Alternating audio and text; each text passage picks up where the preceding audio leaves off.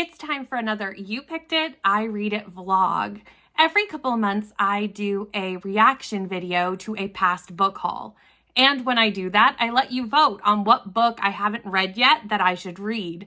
And in this video, I'm going to do just that. I'm also going to take you along on a couple days in my life because I think this book is going to take 2 or 3 days to read, and I'll take you along in whatever I get up to over those 3 days, which admittedly may not be very much over these next 3 days. I'm looking at my schedule and there isn't a crazy amount going on, but I'll take you along with whatever I do. It may be very much like a stay in the house vlog, but we'll see what happens. You never really know. The book you chose for me to read was Tanya French's The Searcher, which was perfect because this is also Leandra's Patreon's book club, and I wanted to participate in that conversation. Now, I will say the live show was yesterday, so I did not quite get to it in time for the live show, but there is still a place to chat in the Discord, and I can still watch the replay of the live show at the end of reading this book. I'm also buddy reading this with Vanessa. Vanessa saw this in my book haul reaction and messaged me to buddy read it. So we are doing a buddy read together with this as well. Today is Monday, so I'm going to get started on this with my patrons this afternoon on sprints.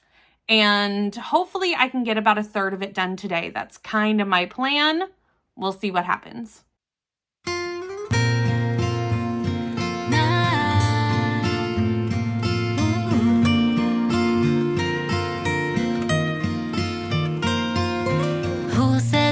Only cost a penny. 'Cause if that's the case, baby, I'd have plenty. And I've been screwing up 'cause my head's heavy. But who's to say I should be ready? 'Cause I can be emotional, honey, but I let it go.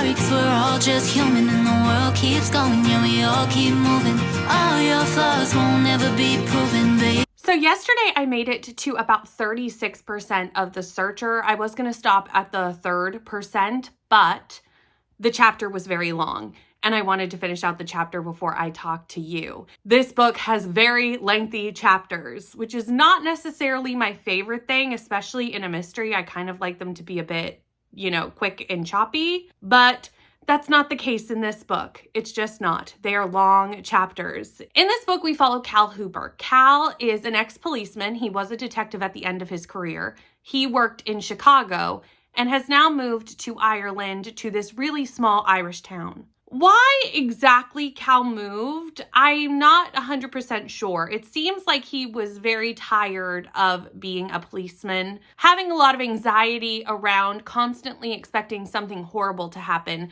So he uprooted his life and moved here to live off the land, redo this small cottage that he's gotten. It's definitely a fixer-upper. It needs a lot of help. And Cal's going to fix it up. While he's fixing it up, he keeps hearing something in like the bushes at night. He's hearing something. He kind of thinks it might be teenagers playing pranks on him. Eventually, he finds out it's Trey. Trey has been trying to kind of get Cal's attention, not necessarily in the best way, but he thinks Cal can help him.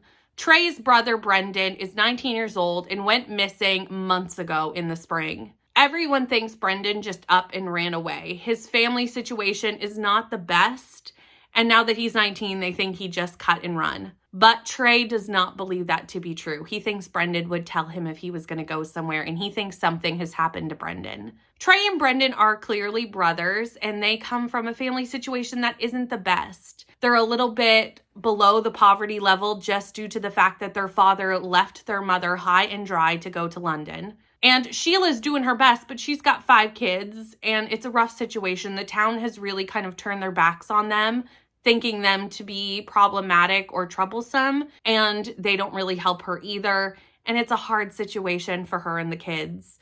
So Brendan just leaving makes sense, but it's also an easy excuse for the local police to just kind of go with and ignore the problem. Cal does decide to help Trey, and that's where we are in the book now. We're finally at that point where Cal is trying to figure out what happened to Brendan. If anything, even in the beginning, even where I am now, is still not 100% sure anything has happened. He's not sure Brendan didn't just leave, but he's willing to look into it and see for himself. This book is extremely slow paced. It's very slow paced. I was warned about that. So I'm glad I have the audiobook because I think physically reading something this slow would be a challenge. It takes a good 5 chapters, which is a lot of pages because remember, long chapters, to get to the meat and potatoes of this book. At first, we're really just learning about this community through Cal's perspective. There are definitely some scenes in the early part of the book that I didn't necessarily think were needed in this book, including an entire pub scene where Cal is just sitting having a drink, and we're hearing conversations that are happening around him from his perspective. He's not even part of those conversations. He's just taking them all in. Now, for this book, that may work. I would normally say that it wouldn't, but for this book, that may work for one reason. Because Cal is an ex-police officer and an ex-detective, he would be very used to being quiet and observing everything that's going on around him and taking in conversations and being hyper-focused on what's happening around him. So I'm wondering if we're seeing those kind of instances to get a feel of who Cal is and just how he operates through the world. And if that's the case, I'm okay with them being in here, even though it did kind of feel unnecessary while you were reading it. I'm wondering if it's just giving me a little bit more insight into how Cal moves through life.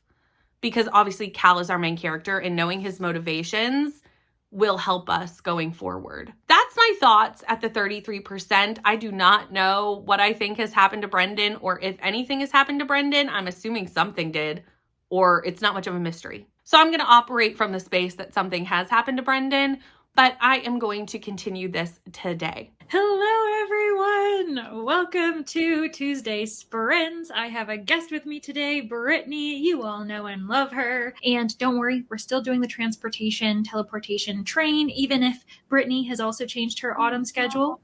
I'm gone. I know you're gone. You're still here, though. You're still here. You're gone, but you're still here. And you're here on Fridays, which is what is more important. We still get you at the end of the week to celebrate the weekend. But we will be teleporting to Kelsey, Reads with Kelsey instead, which is going to be really fun anyway. So we're still spreading the love, still having all day sprints in that way. Brittany, what are you going to be doing?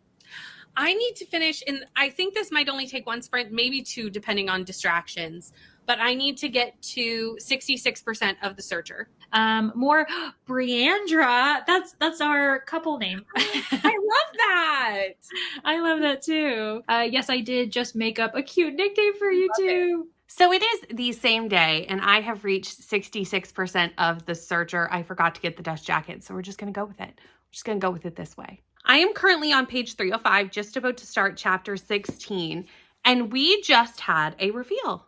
Not a reveal with the mystery, but a reveal about one of our characters and a misunderstanding that happens between our characters. I won't go into that too much because it happens way too late in the book to talk about it. But this story is the mystery of what happened to Brendan. Like, that is the story, but it's definitely not the main part of this story. The main part of this story is Cal and what brought Cal to Ireland and Cal becoming friends with Trey. Not friends, but like a mentor to Trey. I love that I'm just like holding this up like it tells you any information. I'm just so used to holding the book up when I'm talking that that's what I did. Cal is seeming, in my opinion, to be using this relationship with Trey, this mentorship with this child Trey, and helping Trey find their brother. Cal is using that relationship as a way to almost heal things in his past that brought him to Ireland. Again, I said in the last clip, we don't know why he came. And I'm starting to piece together what brought Cal to Ireland. And a lot of it is stuff that he saw in the police force, stuff that happened in his family. There's a lot of things in Cal's past that brought him to this moment. And it really does feel like he's using this moment with Trey and mentoring Trey to heal those wounds and figure out really what did bring him here. Because I think he knew, but did he really ever analyze it for himself? No. So now he's kind of looking back and analyzing those things through interactions with Trey and the people of this town. I was told this was slow, so the slowness is not bothering me too much because I was prepared for it. However, there are moments where my brain does kind of want to check out. Anytime he is in the pub, I mentioned the pub scenes in the last clip. There were more. And I have slightly checked out when we're in the pub. I do not really care what these people are talking about. Do not care. And I feel like I'm probably missing some key like foreshadowing for the mystery that we could probably peel out from these conversations, but like I cannot care about them to find it. I cannot. So anytime they're in the pub, I'm like, can we please go and do something else than sit in this pub and listen to all the men of this village talk? We also had a moment in this book, and I do want to mention it because it's not really about the plot. It's just like again, something that happens in the book. There's a lot of scenes that do not really move the mystery forward, but are just scenes in the book. And I do want to mention this one because I think for some people, they would not want to read this scene. So I'm going to mention it because I could have done without it, but I'm not necessarily, it's not like a trigger for me, but I could have done without it. Cal teaches Trey how to hunt, and there is a pretty graphic, not super graphic, but graphic enough that I want to mention it, of them shooting a rabbit and killing a rabbit to make rabbit stew and skinning the rabbit. And I was a bit turned off by that one scene, just me.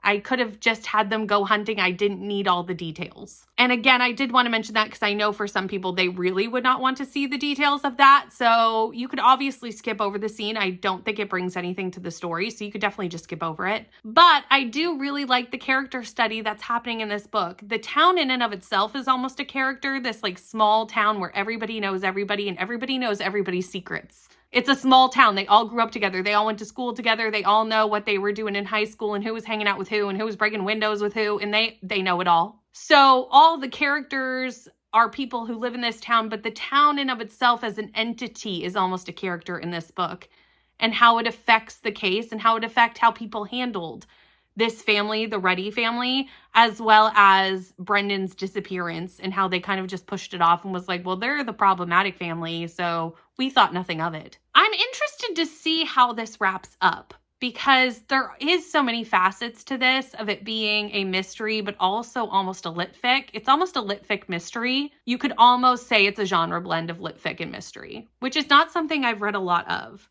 So I'll be interested to see how it wraps up, and especially how we continue from the moments that we're kind of at right now with what we know of the mystery and also what's going on with our characters. So I'll check back in with you when I'm finished, and also after I've watched Leandra's live show, because I want to watch that and kind of see if my thoughts are lining up with what everybody else thought of this book. Maybe we're all just a little bit human. I'm proud to know I've tried. I'm proud to know that I'm just a little bit human.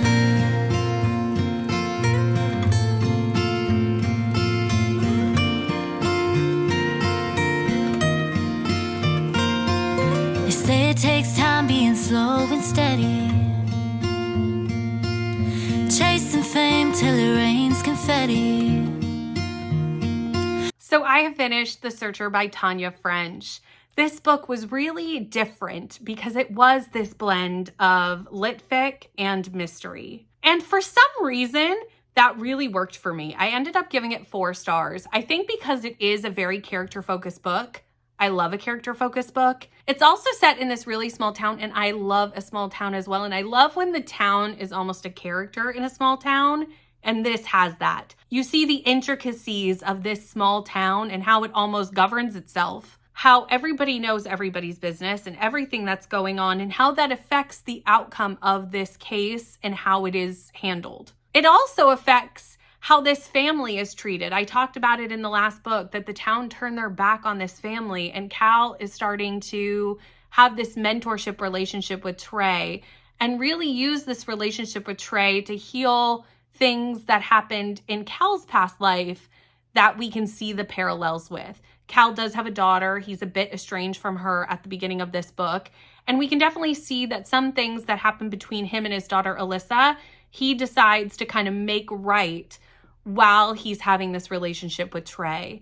And I thought those parallels were really actually quite beautiful as we went through the book and saw the character development in this book. The end of this book, I won't talk about the details because obviously I cannot.